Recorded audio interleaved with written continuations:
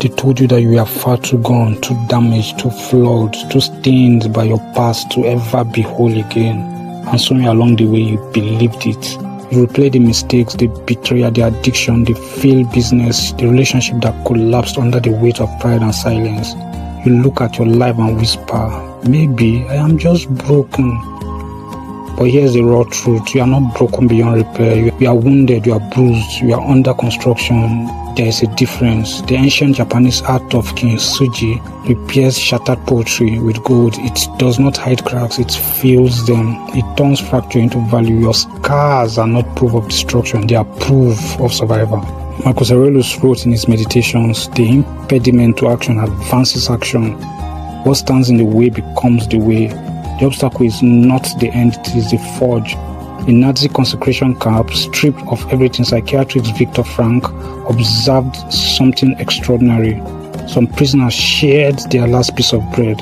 Some encouraged others while starving. He concluded, everything can be taken from a man, but one thing, the last of the human freedoms, to choose one's attitude.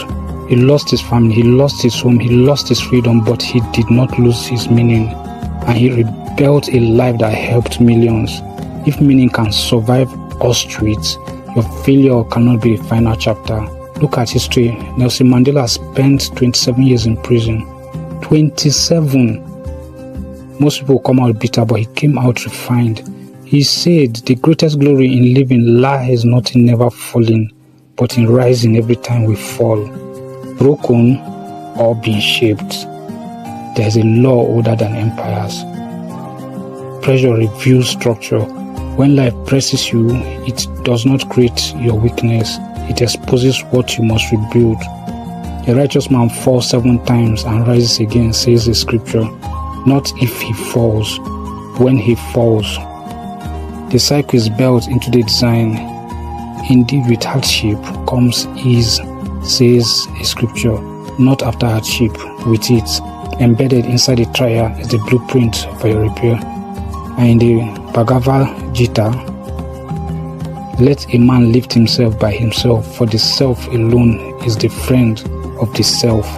Across civilizations, across centuries, the message echoes, you are not beyond redemption. Think of the entrepreneur who declared bankruptcy at 28, only to build something wiser at 35. Think of the addict who hit rock bottom and now mentors others out of darkness. Think of the divorced mother who thought her life was over, but discovered strength she never knew she possessed. This is not fantasy, this is pattern. Failure is feedback, pain is instruction, loss is recalibration, but only if you respond correctly. Here's where most people break. They identify with the damage. They say, I am a failure, instead of I failed. Language matters, identity is architecture. The ancient Chinese sage Confucius said, our greatest glory is not in never falling, but in rising every time we fall. Notice the repetition across cultures. Rise, rise, rise. History is not impressed by perfection, it is moved by resilience. Now listen carefully. Some of you are not broken, you are undisciplined. Some of you are not cursed, we are inconsistent. Some of you are not doomed, you are avoiding responsibility. This is not condemnation, this is clarity. You cannot repair what you refuse to confront. You cannot heal what you keep defending. Repair requires 3 things. 1. Radical honesty. Stop blaming the world. Audit yourself. 2. Structured action. Daily habits rebuild identity. Small disciplines restore dignity. 3. Meaningful suffering. Choose pain that produces growth. The Persian poet Rumi wrote, the wound is the place where the light enters you, but light does not enter closed wounds. You must open the wounds, you must clean them, you must endure the sting of correction. You are not broken beyond repair, you are in progress. You are not disqualified, you are being refined. You are not finished, you are forming. The crack is not your cause, it is your character under construction. Steel is strengthened by fire, muscle grows by tearing, faith deepens through testing. There is no resurrection without crucifixion, no rebirth without death of the old self.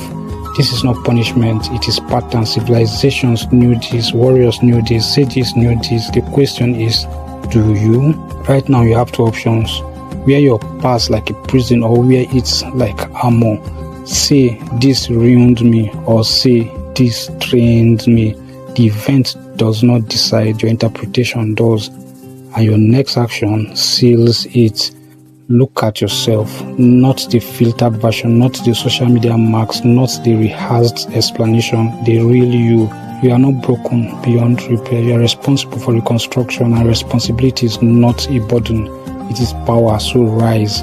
Not perfectly, not instantly, but intentionally, because the world does not need another flawless illusion. It needs a scarred, honest, rebelled human being who chooses to stand again, and that can be you.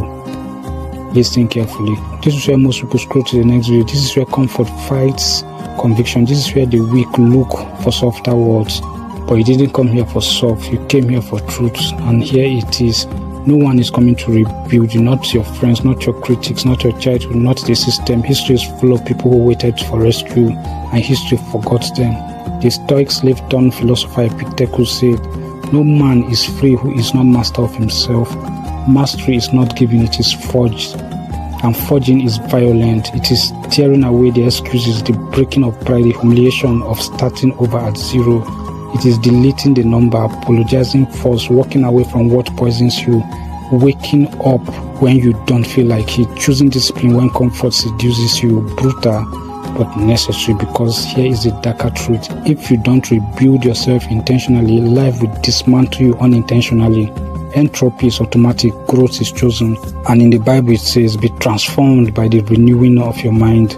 Not entertained, not distracted, transform. Renewing your mind is war. And war is not aesthetic, it is daily, visible, relentless. The Sumerian lived by Bushido, the way of the warrior. Honor is not about never falling. It is about never staying down. You say you are broken, then bleed forward. You say you failed, then fail upwards. You say you are ashamed, good.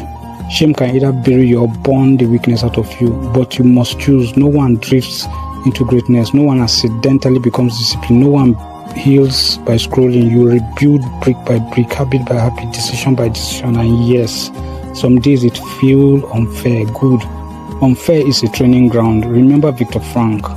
In the worst conditions imaginable, he discovered the final human freedom, the power to choose your response. You still have that power, which means you are not broken beyond repair. You are one decision away from momentum, one disciplined morning away from dignity, one honest confession away from freedom. But hear me clearly.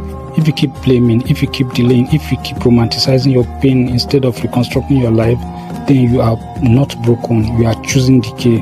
And that choice has consequences. So draw the line, not dramatically, decisively. Stand up in the quiet of a room and say, this ends here.